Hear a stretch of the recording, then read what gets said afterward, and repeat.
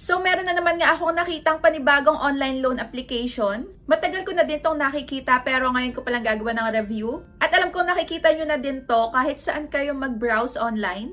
Dahil dito ay pwede ka nga makapag-loan ng up to 50,000 pesos. Pwede mong bayaran ng, pwede daw 3 buwan, hanggang 6 na buwan, at hanggang 1 taon. At nakalagay dito ay 0% processing fee pa. At pwede mo daw ma-cash out sa GCash. Dahil dito ay 3 minutes pa lang ay pwede na sila mag-approve ng application mo. So itong nakita ko nga na bagong loan application ay ang MADA PH Installment Loan. So since nakita nyo na yung magagandang ino-offer na to, wag muna kayo magda-download. So ako muna ang magtatry para sa inyo para malaman nyo kung legit ba to or kung pasasakitin lang ulit yung ulo nyo.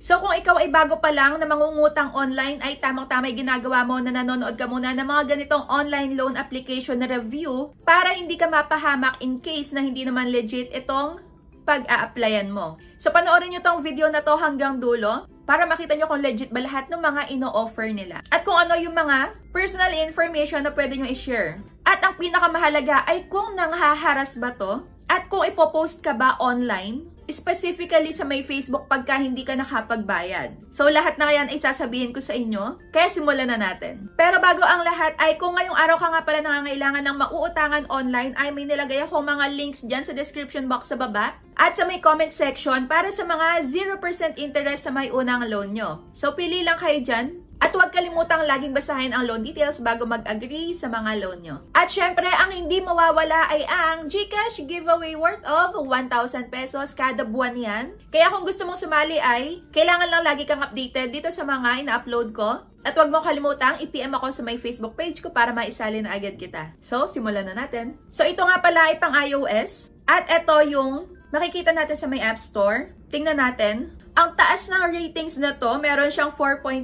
na ratings. At mabilis na loan at the best na mobile financial service, malalaman natin yan. Mataas din daw ang approval rate, malalaman natin yan. At professional at flexible sa serbisyo ng pinansyal. So, makakatulong nga ba? So, sino-sino nga ba yung mga pwedeng makapag-loan daw dito? So, yung mga 18 years old up to 60, kailangan merong valid ID na SSS, UMID, TIN, passport, driver's license, postal, at PRC ID. So, hindi dito nakalagay at hindi required ang may trabaho. Kasi nakikita ko sa iba is kailangan stable ang income. So, dito wala. Siguro pwede yung unemployed. So, check natin. At eto na nga ang kanilang homepage. So, ayan, may nakalagay dito sa taas na 120 up to 240 days ang loan terms na pwedeng ibigay sa atin. At merong annual percentage rate na 10% up to 18%. So, sige, subukan na nga natin. Ikiklik ko na tong apply now. Huwag muna kayo magda-download ha. Panoorin nyo muna to. So, kung legit, ade goods. At kung hindi naman legit is, malalaman natin mamaya. So, ayan, maglalagay lang ako dito ng code. At hindi naman na bago itong 12,000 pesos. Pero dito, dahil meron siyang slider computation, so hindi pala siya computation. Ayan, slider lang kung magkano yung pwede nating i-loan. Kaso lang ay hindi gumagana. So, hindi ko siya nai-slide. Naka-fix siya sa may 12,000 pesos. Pero sige, try natin. At eto na nga yung mga information na kailangan nating ibigay sa kanila. Yan, personal email, marital status, kung single ka pa ba or married na, number of dependents, kung ilan yung anak mo, educational background, kung ano yung napagtapusan mo, residence address, pipili ka lang dyan kung saan ka nakatira, at employment type. Next is monthly salary mo, yung company name. So, dito naman is tinatry kong ibahin yung ilagay sa mga company name at umo-okay naman. So, dito pala is kahit na hindi buong company name, yung ilagay dito is ina-accept nila. At syempre dito ay kailangan din nila ng Facebook username. So, ito kadalasan ay nakikita ko na hinihingi nila. Siguro ang purpose nito is magpo-post pagka hindi nakapagbayad. Pero wag muna tayong judgmental. Sige, patapusin muna natin ang ating pag-a-apply. So, ayun, i-confirm ko na.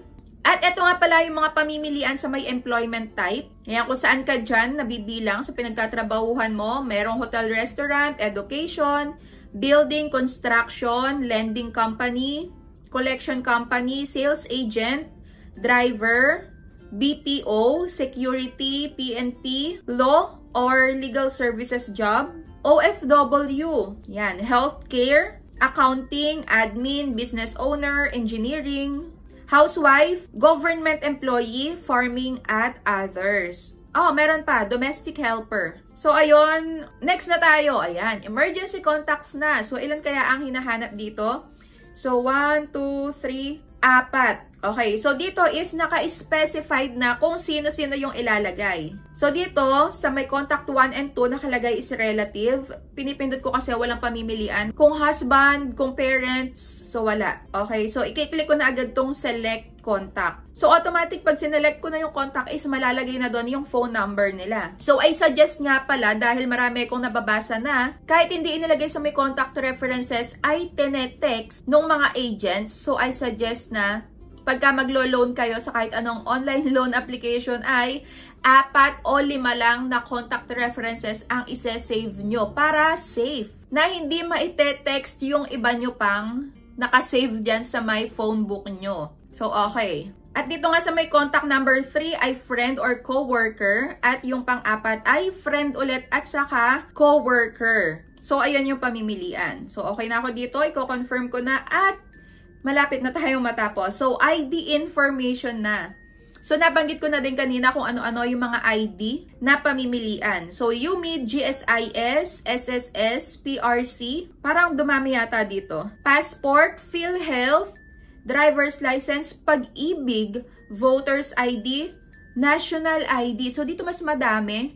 So, hindi updated yun nandun sa kanilang app store. So, ayan, after mapicturan yung ID, yung harapan is ilagay mo yung ID number mo, first name, middle name, last name, saka gender, at birthday mo. So, ayun, confirm na. At payment details na. So, dito, ito na yung pinaka-last part. Kung saan mo matatanggap yung ilo-loan mo. So, pwede nga dito ang GCash, pwede ang GrabPay, PayMaya, Bank, at pwede din sa, itong withdraw. Ayan, pwede sa may M. Luwilier at saka RD Pawn Shop. Kaso lang, merong transfer fee na 180 pesos. So, since ito na yung last, ang wala dito na hiningi nila is liveness detection. So, ibig sabihin, dito, pwedeng kahit hindi ikaw yung totoong taong naglo-loan, basta hawak mo yung ID, is pwedeng magamit yung ID mo. Kasi wala naman silang hinihingi na liveness detection. Yung iba kasi, yun yung pinaka-pruweba na ikaw talaga yung nandun sa may ID.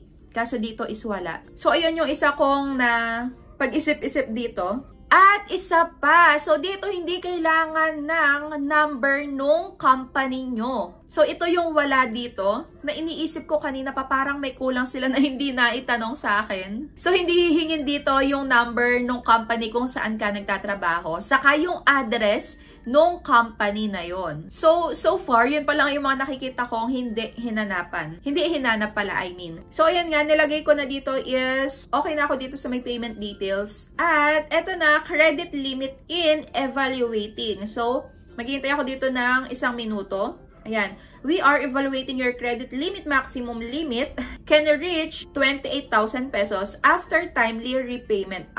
So okay. After timely repayment. So dito nga is, binigyan nila ako ng credit limit na 3,000 pesos for first time user. So dito, tinatry ko ding i-slide yung 3,000 pesos. So wala, hindi siya na-i-slide kasi nga pala naman is 3,000 ang minimum at maximum ay 3,000 din. Kaso, sana hindi na sila naglagay ng slider, diba? So ayun, nakalagay dito sa installment ay 7 plus 120 days. So ibig sabihin dito is, babayaran mo to dapat on or before 7 days. Yung una mong pagbabayad plus the interest. So, dito parang nalito ako bigla kasi nakalagay is 7 plus 120 days. Kaso, sa unang payment ay February 24. Tapos, ang pangalawa na is sa March. Pero dapat, di ba, bibilang muna ng 120 days. So, dito pa lang is hindi na tama ang nakalagay. So, dapat dito is ang nakalagay na secondary payment ay May or June. Pero sa bagay, ang babayaran mo lang naman sa may secondary payment is 30 pesos dahil ang unang pagbabayad mo ay 3,210 pesos. Napakalaki eh. Bakit ko nasabing malaki? Kasi ang laki din ng makakaltas. Dito, yung interest is 210 pesos. Tapos, ang makakaltas lang naman ay eto. Ayan, service fee na 600 pesos. management fee na 300 pesos, at transfer fee na 80 pesos. So, in total lang naman na matatanggap mo ay 2,020 na lang. Pero ang babayaran mo sa may unang repayment ay 3,210. So, napakalaki, di ba? So, dito is hindi ko na nga pinagpatuloy ang aking paglo-loan dahil nakita ko na hindi siya maganda. So, no ako dito, X ako dito. At kung nakaabot kayo dito hanggang sa dulo is thank you so much. So, wag na kayong magta-try dito. Marami pang legit na loan application na hindi ganito karami yung mga matatanggal at meron din na buo mong makukuha at maliit lang ang interest. So, dito nga is nag-search din ako kung totoo nga ba yung 4.7 na ratings na mataas at kung nagpo-post ba to sa my Facebook kung hindi ka makabayad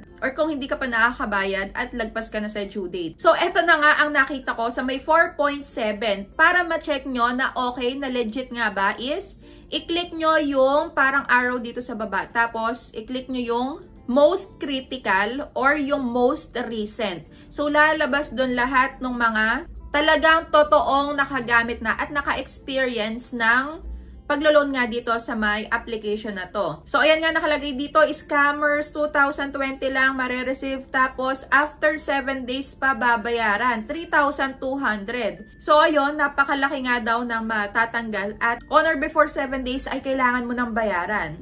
At isa pa, ayan, harassment through text. So, sabi dito is wagas makatadtad ng text kahit kinabukasan pa ang due. So, this is too much. So, wagas din sila sa may processing fee. Hindi totoo yung nandun sa kanilang nakapost na ads ay nakalagay kasi doon 0% processing fee. So, dito is hindi daw yung totoo. At kalahati ng mismong niloan mo yung matatanggal daw. So, hindi totoo yung 1 month or 91 days to pay.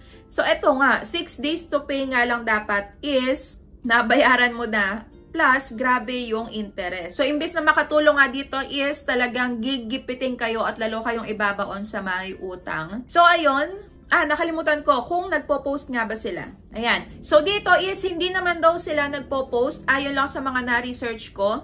Pero, bongga sila kung makapangharas. Ayan, through text nga at bago mag-due date ay nangaharas na ng bonggang-bongga. Kasama yung mga nando sa may contact references mo, pati yung hindi kasama sa may contact references mo is pwede nilang i-text. At, ayan, tinetext nga din daw nila. Kahit na wala pa yung due date mo. Ayan, nakalagay dito, 2 weeks due po of SIM ako. So, nag-i-email lang sila. Ayun, gentle reminder, no harassment.